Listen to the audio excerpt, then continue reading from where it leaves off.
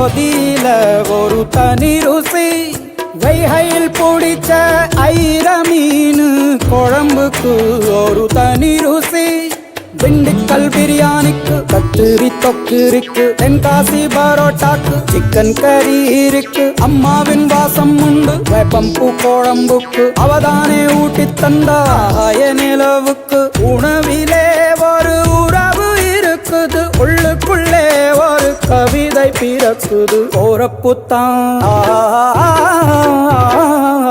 அத நினைச்சுத்தான் இந்த போறப்புத்தான் நல்லா ருசிச்சு சாப்பிட கிடைச்சது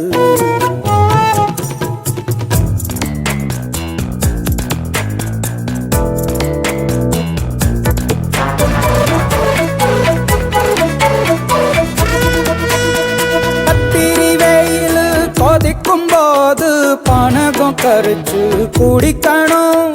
கொட்டுற மழையில் குளிரும் போது காரச்சேவு கொஞ்சம் பொறிக்கணும்